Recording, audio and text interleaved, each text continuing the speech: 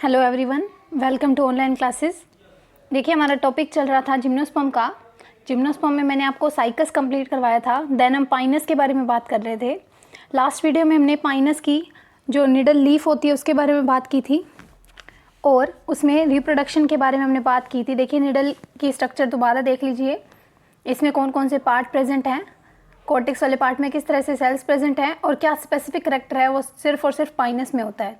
सबसे मेन तो देखिए, ये जो इस तरह से ट्राइंगल शेप हमें लीफ की दिख रही है, इस तरह से जो ट्राइंगल शेप है लीफ की, ये सिर्फ और सिर्फ पाइनस का ही करैक्टर है। पाइनस जिसकी क्लास है कॉनिफर्स, जो कॉनिफर्स होते हैं उनके अंदर पाइनस को रखा गया है। तो देखिए, जितने भी कॉनिफर्स होते हैं उनमें जो लीव्स होती हैं वो एज अ निडल होती हैं। निडल मीन्स उनकी शेप इस तरह से होती है जैसे निडल होती है। तो उनकी स्ट्रक्चर देखिए यहाँ पर, और एक स्पेसिफिक करैक्टर है कि इसमें रेजिन डक्ट प्रेजेंट होती हैं, इसमें रेजिन डक्ट प्रेजेंट होती हैं। जबकि साइकस में क्या है, उसमें रेजिन डक्ट नहीं है, रेजिन कैनाल नहीं है, उसमें क्या होती हैं, म्यूसिलेज कैनाल होती हैं, म्यूसिलेज कैनाल होती। और रिप्रोडक्शन में देखिए, इसमें हमें मोनोशियस कंडीशन हमें देखने को मिली थी। Monoecious condition means, mono means यहाँ पे एक प्लांट से मतलब है, मोनो मीन्स एक प्लांट से मतलब है, मीन्स एक ही प्लांट पे दोनों के दोनों कोन प्रेजेंट होते हैं। याद रखिए, जिम्नोस्पर्म में कॉन्स बनते हैं, जैसे ये मेल कोन और फीमेल कोन दोनों इस पे हैं। देखिए यहाँ पर ये मेगास्पोरोफिल्स, ये एक ही प्लांट की बात कर रही हूँ मैं। ये एक प्लांट है जिसमें जो ये स्पोरोफिल्स क्या हैं, ये लीव्स ही हैं, ठीक है, ये लीव्स ही होती हैं। तो यहाँ पर जो है मेगास्पोरोफिल भी यहीं पर लगी हुई हैं और माइक्रोस्पोरोफिल भी इसी पे लगी हुई हैं। तो ये कंडीशन कैसी है, मोनिशियस कंडीशन, जिसे हिंदी में क्या बोला जाता है, उभयलिंगा। ये तो बात हुई स्पोरोफिल्स की। लेकिन अगर बात करें स्पोरेंजियम की, तो देखिए मेगास्पोरेंजियम और माइक्रोस्पोरेंजियम दोनों एक ही प्लांट पे देखने को मिल रही है। तो इस कंडीशन को हम क्या बोलते हैं, बाइस्पोरेंजिएट स्ट्रोबाइलस। यानी स्ट्रोबाइलस, जो मेल स्ट्रोबाइलस और फीमेल स्ट्रोबाइलस दोनों एक पे ही मिल रहे हैं, नर शंकु और स्त्री शंकु। तो इसे हम क्या बोलते हैं, द्विबीजाणुधानिक शंकु, द्विबीजाणुधानिक शंकु। आगे हमने बात की थी मेल कोन के बारे में। तो मेल कोन की स्ट्रक्चर देखिए इस तरह से होती है। इसमें एक और अलग कैरेक्टर जो हमें देखने को मिला है वो है कि यहाँ पर एपोफाइसिस प्रेजेंट होती है। ये क्या है, एक स्टेराइल स्ट्रक्चर है। एपोफाइसिस एक स्टेराइल स्ट्रक्चर है। और ये स्ट्रक्चर किसकी है, ये स्ट्रक्चर है पोलन ग्रेन की। ये है पोलन ग्रेन, ये जिसे हम क्या बोलते हैं, माइक्रोस्पोर बोलते हैं। तो ये है पोलन ग्रेन, ठीक है। आगे हमने देखा था डेवलपमेंट ऑफ माइक्रोस्पोरेंजिया। माइक्रोस्पोरेंजिया का डेवलपमेंट देखिए, वॉल लेयर्स बनती हैं, उसके बाद जो स्पोरोजिनस टिश्यू बनता है और उसमें क्या होता है, म्योसिस होता है, देन क्या बनते हैं, टेट्राड बनते हैं। एक पोलन ग्रेन की स्ट्रक्चर मैंने आपको दिखाई है, इस तरह से विंग्स प्रेजेंट होते हैं इसमें। और ये जो पोलन ग्रेन है क्या है, मोटाइल है। जबकि जिम्नोस्पर्म में जो पोलन ग्रेन होते हैं वो कैसे होते हैं, नॉन मोटाइल होते हैं। आगे हमने बात की थी फीमेल कॉन की। तो फीमेल कॉन में देखिए इसकी स्ट्रक्चर इस तरह से हमें दिखाई देती है। और इसमें एक और स्ट्रक्चर हमें देखने को मिलती है जिसे बोलते हैं ओव्यूलिफेरस स्केल। ओव्यूलिफेरस स्केल जिसे हिंदी में बोलते हैं बीजांडधर शलक। देखिए, स्केल वर्ड जहाँ भी आता है उसका मतलब सिर्फ और सिर्फ प्रोटेक्शन का होता है, सुरक्षा करने का ही होता है। तो यहाँ पर जो ओव्यूलिफेरस स्केल है ये किसके प्रोटेक्शन के लिए है, मेगास्पोरेंजिया की प्रोटेक्शन के लिए है। यहाँ पर देखिए, ये एपोफाइसिस स्ट्रक्चर जैसे माइक्रोस्पोरेंजिया में थी उस तरह से इसमें भी होगी। और नीचे क्या लगे हुए हैं, ओव्यूल लगे हुए हैं। और नीचे ये क्या लगे हुए हैं, ओव्यूल लगे हुए हैं। आगे देखिए, हमने स्ट्रक्चर ऑफ ओव्यूल बात की थी, बीजांड की संरचना किस तरह से होती है, उसमें कौन कौन से पार्ट प्रेजेंट है और किस पार्ट का क्या क्या फंक्शन है वो भी हमने डिस्कस किया था। जैसे बीजांड द्वार है, ये एंट्री करवाएगा पोलन ट्यूब की, तो यहाँ से पोलन ट्यूब एंटर करेगी और यहाँ पर स्टे करेगी। तो ये पोलन चैम्बर बना होगा, यहाँ पर इंटेगुमेंट बने होते हैं प्रोटेक्शन के लिए, आर्किगोनियम बनी होती है फ्यूजन के लिए, फर्टिलाइजेशन के लिए, निषेचन के लिए, जिसे हिंदी में स्त्रीधानी बोलते हैं। और यहाँ पर क्या है, एंडोस्पर्म प्रेजेंट है जिसका काम क्या है, जब सीड की फॉर्मेशन होती है तो उसे न्यूट्रिशन देने का काम होता है। जिस तरह से जब ओव्यूल बनता है उसको न्यूट्रिशन देने का काम न्यूक्लियस का होता है, उसी तरह से सीड को न्यूट्रिशन देने का काम किसका होता है, एंडोस्पर्म का होता है, जिसे हिंदी में भ्रूणपोष बोला जाता है। और न्यूक्लियस भी यहाँ पर प्रेजेंट है। तो ये मीडिएट स्ट्रक्चर है किसकी, ओव्यूल एंड सीड की, जिसमें मैं दोनों चीज़ें आपको दिखा रही हूँ। तो यहाँ देखिए, ये जो सेंटर वाला पार्ट है ये सेलुलर हो जाएगा और बाद में किसकी फॉर्मेशन करेगा, फीमेल गेमेटोफाइट की। आगे हम बात करेंगे गेमेटोफाइट की, जिसे हिंदी में बोला जाता है युग्मकोद्भिद, जिसे हिंदी में युग्मकोद्भिद बोला जाता है। तो सबसे पहले हम बात करेंगे डेवलपमेंट ऑफ मेल गेमेटोफाइट, नर युग्मकोद्भिद का विकास। नर युग्मकोद्भिद का विकास कि उसका डेवलपमेंट किस तरह से होता है। देखिए, सबसे पहले अब गैमेटोफाइट बनेगा तो गैमेटोफाइट किससे बनता है? स्पोर से बनता है। यहाँ पर बात किसकी? मेल गैमेटोफाइट की। तो यहाँ पर ये क्या है? माइक्रोस्पोर। माइक्रोस्पोर जिसे हम क्या बोलेंगे? Pollen grain. पोलन ग्रेन जिसे हिंदी में क्या बोलते हैं? परागकण बोलते हैं। पोलन ग्रेन जिसे हिंदी में परागकण बोला जाता है। पोलन ग्रेन हो गया। उसके बाद देखिए, उससे जब मेल गैमेटोफाइट का डेवलपमेंट होगा तो उसमें पहले कौन सा डिवीजन होगा? एसिमेट्रिकल डिवीजन होगा। एसिमेट्रिकल डिवीजन असममित विभाजन होगा। असममित विभाजन मीन्स या ना तो पेरिक्लाइनल ना एंटीक्लाइनल, मिक्स होगा। तो जो सेल्स बनेगी, देखिए पहले बनेगी प्रोथैलियल सेल। प्रोथैलियल सेल जिसे हिंदी में बोलेंगे प्रथागत कोशिका। प्रोथैलियल सेल जिसे हिंदी में प्रथागत कोशिका बोला जाता है। और एपिकल सेल जिसे हिंदी में शीर्षस्थ कोशिका बोला जाता है।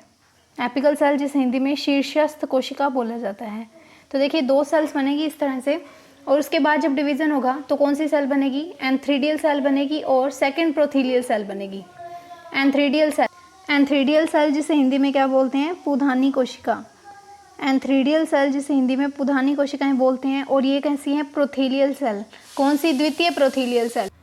द्वितीय प्रोथीलियल सेल यानी द्वितीय प्रथागत कोशिकाएं। उसके बाद जब डिवीज़न होगा तो देखिए, जब अभी देखिए ये बन गई एंथ्रीडियल सेल। एंथ्रीडियल सेल जिससे क्या बनेंगे? पोलन ग्रेन या एंथ्रीडिया बनेंगे, जिससे एंथ्रीडिया बनेंगे। पोलन ग्रेन तो ये वाला है जिससे डेवलपमेंट हो रहा है। तो ये एंथ्रीडिया है, एंथ्रीडिया बनेंगे इससे। और ये जो सेल है इसमें कौन सा डिवीज़न होगा? पहले मियोसिस डिवीज़न होगा। मियोसिस जिसे हिंदी में अर्धसूत्री विभाजन बोला जाता है। अर्धसूत्री विभाजन में देखिए क्या होता है कि जब मियोसिस होता है तो 2n होती है सेल, द्वितीयक होती है, और 4 नई कोशिकाएं बनती हैं। 4 न्यू सेल्स बनती हैं जो कैसी होती हैं? अगुणित होती हैं। इस तरह से अगुणित होती हैं। होती कैसी है? पहले डिप्लॉइड होती है और उसके बाद कैसी हो जाती है? हैप्लॉइड हो जाती है। हैप्लॉइड हो जाती है, इसे बोलते हैं मियोसिस। मियोसिस जिसे हिंदी में बोला जाता है अर्धसूत्री विभाजन।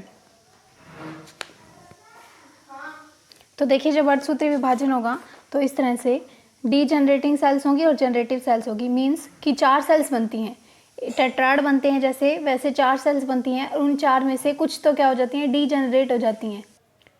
ये डीजनरेट हो जाती हैं और कुछ सेल्स क्या होती हैं? जनरेटिव सेल्स की तरह बिहेव करती हैं और क्या बनाती हैं? एंथ्रीडिया बनाती हैं। तो जो सेल्स डीजनरेट होती हैं, डिस्ट्रॉय होती हैं, नष्ट होती हैं, वो सेल्स नष्ट होकर न्यूट्रिशन देती हैं, पोषण देती हैं। किसको? जनरेटिव सेल्स को। जनरेटिव सेल जिसे हम हिंदी में जनन कोशिका बोलेंगे। जनरेटिव सेल जिसे हम हिंदी में क्या बोलेंगे? जनन कोशिका बोलेंगे।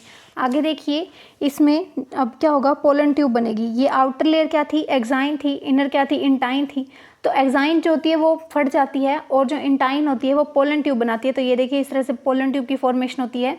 और ये कौन सा पार्ट है? विंग वाला पार्ट है ये। तो विंग में देखिए ये स्टोक सेल है। स्टोक सेल जिसे बंधे कोशिका बोला जाता है।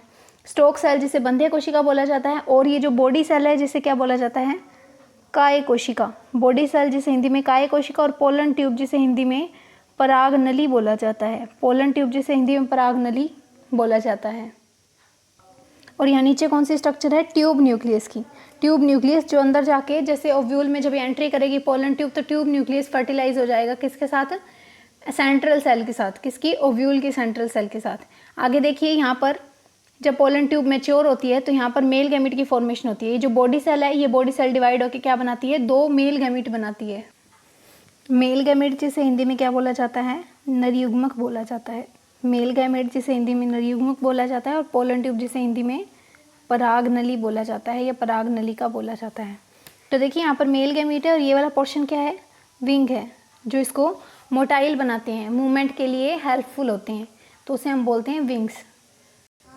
ये देखिए यहाँ लिखा है माइक्रोस्पोर डिवाइड्स एसिमेट्रिकली। असममित विभाजन करते हैं कौन? माइक्रोस्पोर, ठीक है, जिसे हिंदी में बोला जाता है लघु बीजाणु या परागकण। और फॉर्मेशन होता है किसका? Prothallial cell and antheridial cell. Prothallial cell जिसे हम हिंदी में बोलते हैं प्रथागत कोशिकाएं, और एंथ्रीडियल सेल जिसे पूधानी कोशिकाएं बोला जाता है। और यहाँ पर देखिए जो मेल गैमेटोफाइट है उसमें 4 सेल्स होती हैं। ये जो मेल गैमेटोफाइट का डेवलपमेंट हो रहा है इसमें कितनी सेल्स हैं? 4 सेल्स हैं। फर्स्ट और सेकंड तो कौन सी है? प्रोथैलियल सेल है, यानी प्राथमिक और द्वितीयक तो क्या है? प्रथागत कोशिका। और दूसरी कौन सी है? जनन कोशिका है। और ट्यूब सेल्स हैं जो नली की फॉर्मेशन करती हैं पोलन ट्यूब की, तो वो ट्यूब सेल्स होती हैं। ये हो गया डेवलपमेंट किसका, मेल गैमेटोफाइट का, नर युग्मकोद्भिद का, देख लीजिए। और आगे हम बात करेंगे किसके डेवलपमेंट की, फीमेल गैमेटोफाइट की। ये तो है मेल गैमेटोफाइट, आगे हम बात करेंगे फीमेल गैमेटोफाइट के डेवलपमेंट की। फीमेल गैमेटोफाइट जिसे हम हिंदी में क्या बोलेंगे, फीमेल गैमेटोफाइट जिसे हिंदी में बोला जाता है स्त्री युग्मकोद्भिद, स्त्री युग्मकोद्भिद का विकास। तो देखिए स्त्री युग्मकोद्भिद का विकास कैसे होगा, यहाँ पर सबसे पहले वही डीजेनरेटिंग, ये क्या होगा कि जैसे जनरेटिव टिश्यू बनता है, जैसे हमने मेल गैमेटोफाइट की बात की थी, तो उसमें देखिए जो जनरेटिव सेल थी उसमें म्योसिस हुआ था और क्या बने थे, स्पोर्स बने थे, ठीक है। तो 4 सेल्स बनती हैं उससे, जैसे मैंने म्योसिस का बताया अभी। तो इसमें भी कैसे 4 सेल्स बनेंगी, देखिए 4 सेल्स हैं जिसमें से 3 क्या है, डिस्ट्रॉय होगी, डीजेनरेट होगी, डीजेनरेटिंग मेगास्पोर। और ये वाला पार्ट कौन सा है, न्यूक्लियस का। मैंने आपको ओव्यूल का स्ट्रक्चर दिखाया था जब जिम्नोस्पर्म के स्पेसिफिक कैरेक्टर्स के बारे में बात कर रहे थे, तब मैंने बताया था न्यूक्लियस वाला पार्ट ओव्यूल की स्ट्रक्चर में, बीजांड की स्ट्रक्चर में। तो क्या होगा, जो 3 सेल्स होंगी वो डीजेनरेट हो जाएंगी, जो 3 डीजेनरेट मेगास्पोर होंगे, और एक जो मेगास्पोर होगा वो as a functional megaspore behave करेगा और क्या होगा, मैच्योर होगा बाद में। तो यहाँ पर देखिए ये होगी सेल्स की फॉर्मेशन। अब यहाँ पर ये जो पार्ट है ये सिर्फ और सिर्फ एक फंक्शनल मेगास्पोर का पार्ट है, ये एक गुरु बीजाणु है जिसमें क्या होगा, अब यहाँ पर कैरियोकाइनेसिस होगा। देखिए 2 टर्म्स होती हैं, क्या क्या, एक तो होता है कैरियोकाइनेसिस, एक होता है karyokinesis and second one is cytokinesis, second one is cytokinesis. तो देखिए काइनेसिस मीन्स होता है डिवीज़न, काइनेसिस मीन्स होता है डिवीज़न, और साइटो मीन्स होता है यहाँ पर साइटोप्लाज्म, साइटो मीन्स है साइटोप्लाज्म। तो इसी तरह से काइनेसिस मीन्स क्या है, डिवीज़न है, और कैरियो मीन्स यहाँ पर किससे होता है, न्यूक्लियोप्लाज्म से। कैरियो मीन्स यहाँ पर किससे है, न्यूक्लियोप्लाज्म। अब नाम से पता चल रहा है न्यूक्लियोप्लाज्म कि जो प्लाज्म न्यूक्लियस में प्रेजेंट होगा उसका जब विभाजन होता है तब हम उसे बोलते हैं कैरियोकाइनेसिस, काइनेसिस जिसे हिंदी में बोलेंगे केंद्रक विभाजन, केंद्रक द्रव्य विभाजन, क्या बोलेंगे, केंद्रक द्रव्य विभाजन। तो इसी तरह से इसे क्या बोलेंगे, कोशिका द्रव्य विभाजन, इसे क्या बोलेंगे, कोशिका द्रव्य विभाजन। तो यहाँ पर देखिए, अब यहाँ पर हम बात कर रहे हैं तो यहाँ पर क्या होगा, सिर्फ और सिर्फ क्या होगा, न्यूक्लियस का विभाजन होगा, न्यूक्लियस का। तो यहाँ देखिए न्यूक्लियस का नंबर बढ़ेगा क्योंकि कैरियोकाइनेसिस हो रहा है, और सिर्फ न्यूक्लियस ही बढ़ते जाएंगे, ना कि साइटोप्लाज्म का डिवीजन होगा कि सेल्स बढ़ेंगी, सिर्फ और सिर्फ न्यूक्लियस बढ़ेंगे। तो यहाँ पर कंडीशन कैसी हो जाएगी, कैरियोकाइनेसिस, कैरियोकाइनेसिस जिसे हिंदी में बोला जाता है बहुकेंद्रीय, कैरियोकाइनेसिस कंडीशन है जिसे हिंदी में बहुकेंद्रीय बोला जाता है। यहाँ पर क्या होगा, ये जो केंद्र हैं ये पेरिफेरी की और परिधि की ओर अरेंज हो जाएंगे। यहाँ देखिए ये जो केंद्रक बनते जा रहे हैं, बहुकेंद्र की जो स्ट्रक्चर है ये परिधि की ओर अरेंज होते जाएंगे, और सेंटर में क्या होगा, वैक्यूल की फॉर्मेशन होगी। सेंटर में क्या बनती जाएगी, वैक्यूल बनती जाएगी। वैक्यूल जिसे हिंदी में क्या बोला जाता है, रिक्तिका बोला जाता है, रिक्तिका या वैक्यूल, वैक्यूल जिसे हम बोलते हैं। तो यहाँ देखिए आपने पढ़ा होगा जब हम बात करते हैं प्रोकैरियोट और यूकैरियोट सेल्स की, तो आपको ध्यान हो प्रोकैरियोट सेल्स में इतनी बड़ी वैक्यूल होती है इस तरह से, और जो यूकैरियोट सेल्स होती है, यूकैरियोट सेल्स के सेंटर में इस तरह से छोटी छोटी क्या बनी थी, वैक्यूल्स होती है, और सेंटर में क्या होता है, न्यूक्लियस पार्ट प्रेजेंट होता है। ये फॉर्मेशन होती है, ये होती है यूकैरियोट, ये होती है प्रोकैरियोट। तो प्रोकैरियोट में आपको ध्यान होगा, तो देखिए जो प्रोकैरियोट सेल होती है उसमें वैक्यूल काफ़ी बड़ी होती है, और यहाँ पर ये जो आउटर लेयर है ये आउटर लेयर नहीं होती है, क्या होती है, वॉल होती है। वॉल काफ़ी थिक होती है और लेयर क्या होती है, स्मॉल होती है। और इसकी जो लेयर्स होती है उसमें हमें क्या देखने को मिलते हैं, इस तरह से डस्मेटास यानी होल्स बने हुए होते हैं, किस पे, यूकैरियोट के आउटर लेयर पे, जिसे हम क्या बोलते हैं, सेल मेम्ब्रेन बोलते हैं, मेम्ब्रेन बोलते हैं। तो यहाँ पर क्या है, वैक्यूल काफ़ी बड़ी है और यहाँ पर वैक्यूल छोटी है, बिकॉज यहाँ पर जो एक्सक्रीटरी पार्ट होता है, एक्सक्रीटरी जो मटेरियल होता है, जो सर्जित पदार्थ होते हैं वो इसके थ्रू बाहर निकल जाते हैं, लेकिन इसमें क्या होता है, इसमें वॉल काफ़ी थिक होती है तो इससे बाहर नहीं निकलते, वैक्यूल में स्टोर हो जाते हैं, वैक्यूल में स्टोर हो जाते हैं, और वैक्यूल काफ़ी बड़ी हो जाती है। लेकिन अगर हम बात करें इसकी मेगास्पोर में वैक्यूल की, तो यहाँ पर देखिए जो फंक्शनल मेगास्पोर है उसमें जो वैक्यूल है वो काफ़ी स्मॉल है, और जो न्यूक्लियस है वो पेरिफेरी की ओर अरेंज हो जाते हैं। जितने भी केंद्रक है वो परिधि की तरफ चले जाते हैं, सेंटर में वैक्यूल बन जाती है। और आगे क्या होगा, अब ये तो था कैरियोकाइनेसिस, कैरियोकाइनेसिस जिससे क्या हुआ, न्यूक्लियस का नंबर बढ़ा। अब आगे क्या होगा, जहाँ जहाँ न्यूक्लियस है वहाँ पे क्या बनती जाएगी, सेल लेयर बनती जाएगी। जैसे एक न्यूक्लियस है तो उस पर सेल लेयर बनती जाएगी और एक सेल की फॉर्मेशन होगी, तो इस तरह से ये पार्ट कैसा बन जाएगा, सेल्यूलर पार्ट बन जाएगा, कोशिकीय भाग बन जाएगा। जो पहले कैसा भाग था, केंद्रकीय भाग था, अभी कैसा बन जाएगा, कोशिकीय भाग। और इसी भाग को तो हम क्या बोलते हैं, इसी भाग को हम बोलते हैं गैमेटोफाइट, यानी युग्मकोद्भिद बोलते हैं इसी सेल्यूलर पार्ट को, कोशिकीय भाग को। और यहाँ पर देखिए एल्वियोली बनते हैं, एल्वियोली बनते हैं। एल्वियोली क्या होते हैं, एल्वियोली की स्ट्रक्चर की मैं बात करूँ तो देखिए इस तरह से, जब मैंने बताया कि न्यूक्लियस बनता है तो न्यूक्लियस के आउटर लेयर्स में जो सेल्स बनती हैं इस तरह से, ये अगर एक मेगास्पोर है तो उसमें जब इस तरह से सेल बनती हैं, एक न्यूक्लियस है और उस पर कैसी सेल्स बन रही हैं, ट्यूब लाइक सेल बन रही हैं। ये तो न्यूक्लियस बने हुए हैं और उस पर सेल्स कैसी बन रही हैं, ट्यूब लाइक सेल्स बन रही हैं इस तरह से।